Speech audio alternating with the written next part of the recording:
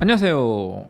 벼락치기 시간입니다. 어디 대학교를 할까요? 세종대 해보겠습니다. 주말에 시험 치는데 우리 요거 대비해서 5가지만 짚고 넘어가겠습니다. 첫 번째, 요거 120분 동안 시험 쳐요. 근데 두 문항인데 글자 수가 그렇게 많지 않아요. 그래서 여러분이 사실상 시험에 들어가서 시간이 굉장히 남아돌 겁니다.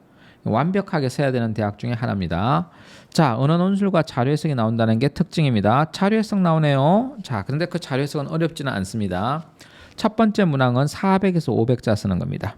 2번 문항은 800에서 900자 씁니다. 그러니까 점수 배점도 다르겠죠. 총 해봤자 1200자에서 1400자를 2시간 만에 푸는 거라서 시간이 남아도 엄청 남습니다. 야, 이렇게 남아도 될까 할 정도로 남습니다. 그래서 어떻게 해야 될까요? 다시 제시문을 완벽하게 천천히 다시 읽어내고 그리고 개요를 완벽하게 짠 다음에 글을 써야지. 야, 글부터 쓰고 다시 또 고칠 생각은 하지 마세요. 그래서 어떻게 한다고? 남들이 제시문을 2번만 읽는다면 나는 3번, 4번 읽을 시간이 있으니까 천천히 읽어라. 그리고 가급적 정답을 찾아라. 자, 그래서 첫 번째 팁. 시간이 남아돌 거다. 특히 1번 또 되게 짧고 2번 또 그렇게 길지 않으니까 2번은 보통 대학 2시간 동안 시험 치는 대학의 특징대로 한 900자 정도 나오는 거고 1번은 짧아도 너무 짧다. 그러니 시간이 남아도니 독해에 더 신경을 쓰라. 이게 첫 번째 포인트. 자, 이제 필기구는 간단하게 이야기해서 볼펜 사용해야 됩니다. 근데 누가? 대학교에서 지급합니다. 그러니까 지급하는 학생 필기구 사용해야 되고 수정액, 수정 테이프 사용할 수 없습니다. 그러니까 교정부를 익히고 가세요. 자, 이제 두 번째 팁인데요. 출제 경향을 한번 알아볼게요. 뭐가 출제되느냐? 일단 제시문 자체가 지문 주고요. 고등학교 교과서 정도 수준을 줍니다. 그리고 다양한 시각 자료를 줍니다. 그러니까 시각 자료, 그림이 좀 많이 나와요. 도표 그래프 많이 나오고요. 그리고 문항 1번과 문항 2번에 공통된 제시문이 3개 정도 주어지니까 제시문 자체가 1번 제시문 따로 2번 제시문 따로 이렇게 되지 않아요. 그러니까 제시문 개수가 많지 않은 편이에요. 그래서 여러분이 그래서 시간이 남아도 오는 거예요. 자, 그리고 교과서 지문을 그냥 다운대로 쓰지 그걸 또 바꾸고 그러지 않습니다. 그게 특징입니다. 자, 그래서 이제 여러분이 공부를 한다 그랬을 때 세종대는 또 특징이 뭐냐면 요 20년 기출문제와 21년 기출문제가 좀 바뀌었어요. 그래서 21년도 기출문제 그리고 요 21년도 기출문제를 봐야 됩니다. 그래서 이제 그럼 세종대를 대비한다 그러면 과거 기출문제를 21년도 유형으로 변화시킨 변형 문제를 풀거나 또는 예상 문제를 푸는 게 도움이 될 겁니다. 자, 그럼 기존의 논술 문제는 어땠냐? 요약하고 비판형이 나왔는데요. 이제 최근에 21학년도부터 바뀐 것은 제시문을 비교하거나 재구성하거나 평가 대안 제시해서 논술 문제 유형이 조금 바뀌었고 다양해졌다는 게 특징입니다.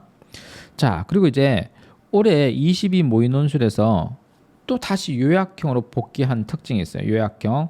그래서 문제 1번이 다시 요약형이 나오고 있다는 게 특징입니다. 그러면 여러분이 요약 연습 빼놓을 수가 없습니다. 다만 문제 2에서는 글자 수가 되게 많아졌다는 게 특징이고 배점도 상당히 높습니다. 자, 이제 그럼 여러분이 이제 대비할 때는 요게 문학 작품을 내는데요. 문학 작품은 사례나 상황으로 주어집니다. 그리고 학설은 제시문 가가 보통 학설인데 이제 일반적인 요약을 줍니다. 일반적인 내용의 제시문을 주고 그러니까 이론 파트를 주죠. 그럼 원리를 여러분이 요약해내면 됩니다. 특히 그게 논설문 형태로 되어 있습니다. 그걸 잘 요약하는 훈련이 필요합니다. 그래서 요약이 관건이 됩니다.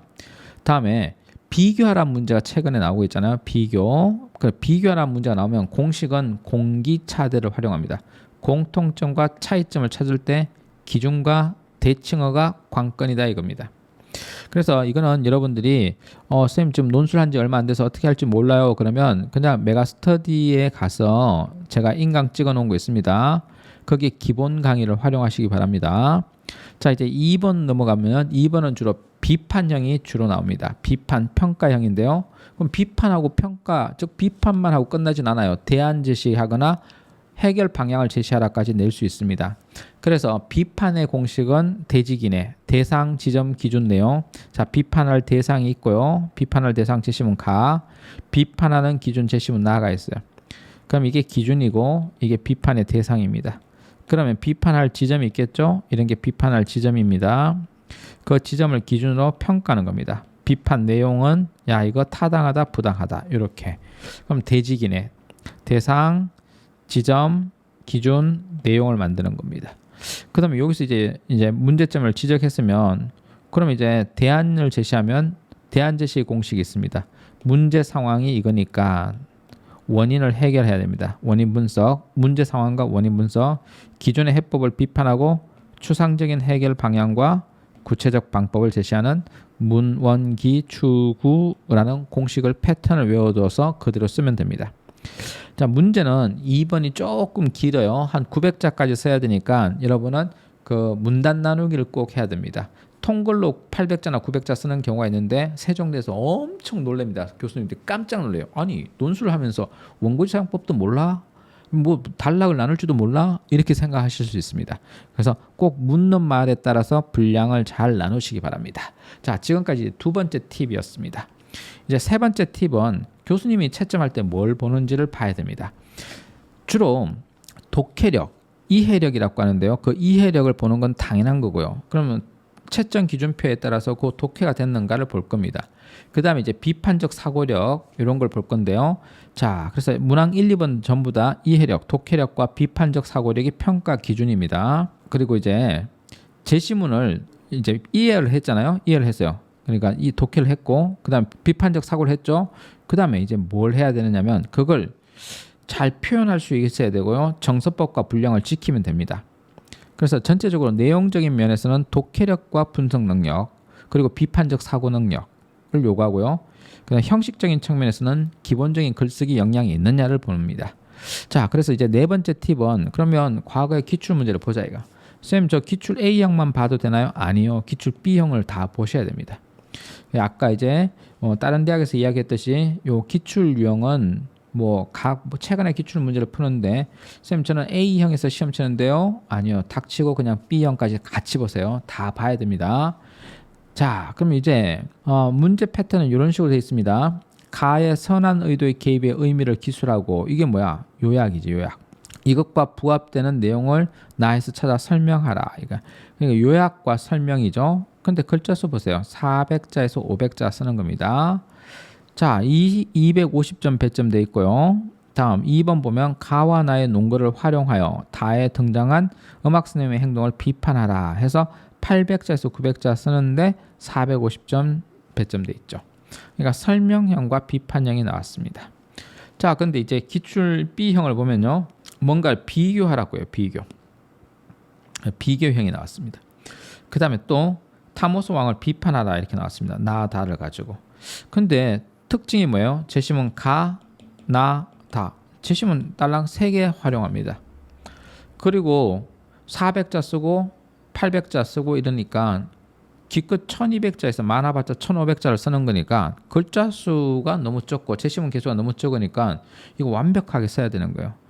자, 진짜 완벽하게 써야 됩니다. 천천히 쓰세요. 천천히 독해하고 그리고 완벽하게 쓰는 연습을 하셔야 됩니다. 그럼 선생님 완벽하게 쓰는 방법은 뭔가요? 그렇죠. 대학 측 예시 답안이 제시되어 있다면 대학 측 예시 답안을 참고하고 또 대학 측은 예시 답안을 자세하지 않았을 경우 박 교수님의 매트릭스 답안 가지고 연습을 하면 됩니다. 자, 이제 기출문제 C를 보겠습니다. 그럼 같은 거 한번 볼게요. 자, 여기서 주장의 의미를 설명하라. 제시문 나와 다를 활용했죠. 근데 여기서 문제 2번에서는 제시문 가, 제시문 나를 가지고 울고 있는 사람이 처한 상황과 서아담의 조언을 설명하라. 그래서 이것도 똑같은 맥락에서 제시문 가, 나, 다 제시문 3개 활용해서 400자, 800자 쓰는 거죠. 그러니까 이 앞에는 유형이나 똑같네요. 그럼 이제 5번째 모의 논술을 통해서 올해 어떤 시험이 나올지 한번 예측해 보자는 거예요. 이제 달라졌다. 뭔가 갑자기 요약이 튀어나왔어. 아니 아까는 비교가 많았는데 비교 또는 설명하라 이렇게 했는데 갑자기 요약이 다시 회귀하네. 그래서 22 모의 논술을 보니까 요약형 또 우리한테 연습을 시키겠구나. 출제를 하겠구나 하는 걸 알 수 있습니다.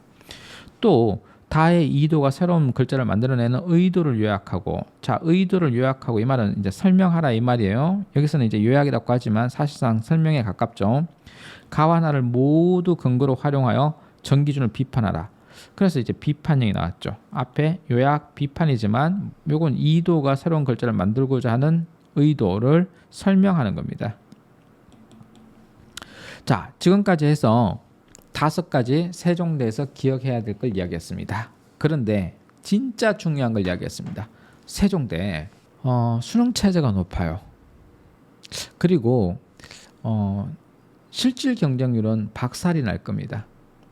진짜 왜 그러냐면 학원에 등록을 해놓고 안 나타나는 사람이 엄청나게 많아요. 그래서 나는 실질 경쟁률이 최초 경쟁률의 30%밖에 안 될 거라고 생각합니다. 그럼 세종대가 최초 경쟁률이 보통 한 3, 40대 1이니까 실질 경쟁률은 10대 1까지 떨어질 것이라고 나는 생각이 들어요. 실질 경쟁률 심하게 떨어지면 6대 1도 된다고 생각합니다. 한 자릿수가 될 거라고 생각합니다. 그러니 시험장에 가서 최선을 다하면 세종대는 거저먹기다. 꼭 명심해라. 세종대 시험 치러 꼭 갈 것. 그리고 최선을 다해라. 수능 체제가 통과되었다면. 자, 세종대 시험 치러 갑시다.